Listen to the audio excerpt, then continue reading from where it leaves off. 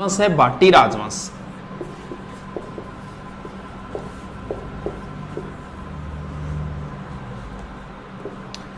भाटी राजवंश प्रारंभ में बताते पंजाब साइड में थे, इसके बाद में इधर वाली साइड में आ गए। और भाटी राजवंश का जो संस्थापक था वो भट्टी था, बताते हैं लगभग 285 ईस्वी के लमसम। और इनका जो प्रसिद्ध दुर्ग है वो है बटनेर दुर्ग। ये भूपत भाटी ने बनवाया था लगभग 288 ईस्वी। राजस्थान का सबसे प्राचीन दुर्ग माना जाता है ये बटनेर दुर्ग, सबसे पुराना दुर्ग माना जाता है। विदेशी आक्रमणकारी इस साइड से आएगा तो सबसे पहले यही सीध में आएगा। ये मानते हैं कि सर्वाधिक विदेशी आक्रमण झेलने वाला जो दुर्ग है वो बटनेर दुर्ग है। यहां पर तैमूर लंग ने आक्रमण किया था। उसने अपनी पुस्तक तुजु के तैमूर में लिखा है कि इतना मजबूत दुर्ग मैंने हिंदुस्तान में कहीं नहीं देखा। ये एकमात्र ऐसा दुर्ग है बटनेर दुर्ग जिसमें हिंदू प्लस मुस्लिम महिलाओं ने साथ में जोहर किया था। और यहां शेर खां की कब्र भी है। यह भाटियों की प्रारंभिक राजधानी मानी जाती। इसके बाद में है आक्रमण हुआ था यहां, और भाटी इस साइड में आ गए थे, कहां, तनोट में।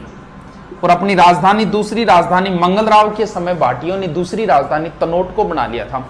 और तनोट किसके लिए प्रसिद्ध है? तनोट माता के लिए प्रसिद्ध है। ये कहानी सारे जानते हो, युद्ध के समय माता के यहाँ बम डाले गए, वो छूटे नहीं थे बम, इस हिसाब की कहानी है। तो बस इतना ध्यान रखना, तनोट माता एक तो सैनिकों की कुल देवी है और एक इसे रुमाल वाली देवी बोलते हैं। तनोट के बाद में भाटी आ गए थे लोदरवा, और भाटियों ने अपनी तीसरी राजधानी जो बनाई थी वो लोदरवा को बनाई थी।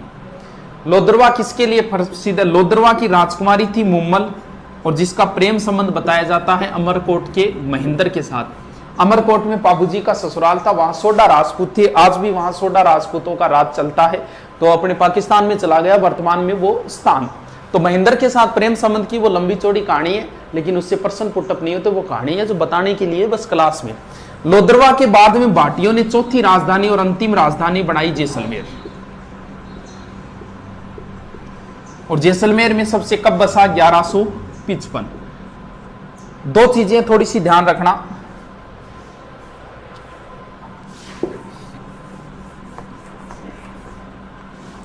एक तो है त्रिकुट पहाड़ी और एक है त्रिकुट पर्वत। त्रिकुट पहाड़ी के ऊपर तो जैसलमेर दुर्ग है, और त्रिकुट पर्वत के ऊपर केला माता का मंदिर है करौली में। कैसे केला, कैसे करौली, कैसे कालीसील।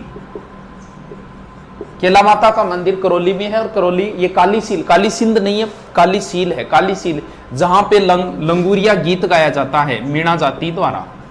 लंगूरिया नृत्य गीत एक ही बात है। जैसलमेर दुर्ग की जो बातें हैं वो अधूरी सी है। जैसे यहाँ 99 बुर्जे 100 पूरे नहीं हुए। यहाँ 2.5 साके है, एक साका अधूरा रह गया था। जैसलमेर दुर्ग के 2.5 साके है, 2.5 साके यानी अधूरा रह गया था साका। साका जोहर वगैरह क्या है ये तो लंबी चौड़ी कहानियां हैं, कभी फिर करेंगे।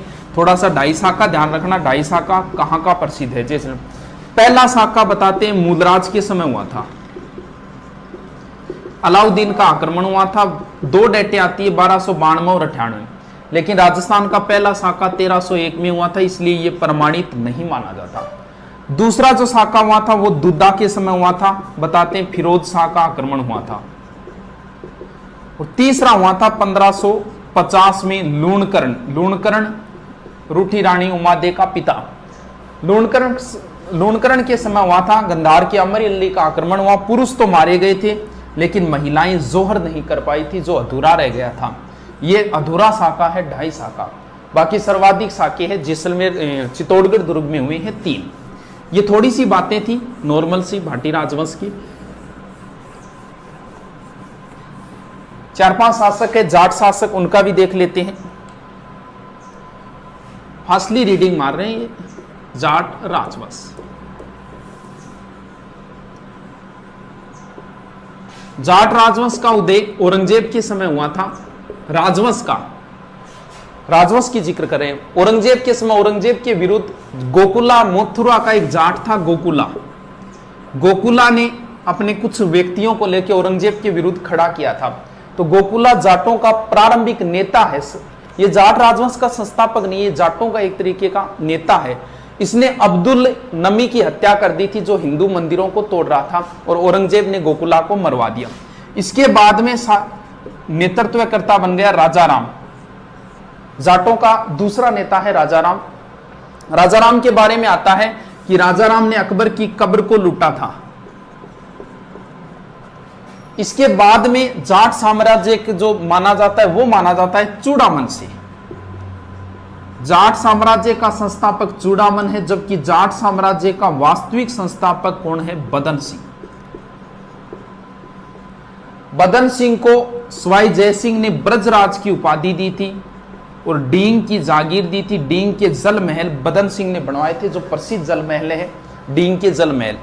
डींग वैसे जल महल जयपुर के अंदर ही है, लेकिन जो प्रसिद्ध जल महल है वो यहीं की है। ब्रजराज की उपाधि और जाट साम्राज्य का जाटों का प्रारंभिक नेता गोकुला, फिर राजाराम, जबकि जाट साम्राज्य का संस्थापक चूड़ामन है और जाट साम्राज्य का वास्तविक संस्थापक बदन सिंह को माना है। इसके बाद में जाटों का शक्तिशाली जो शासक है सूरजमल को माना जाता है,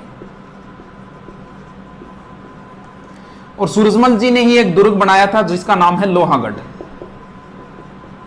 कद बनाया गुरु जी? 1733। यह मजबूत दुर्ग माना जाता है, अजय दुर्ग माना जाता है कि इसे आज तक कोई नहीं जीत पाया। लोहागढ़ दुर्ग।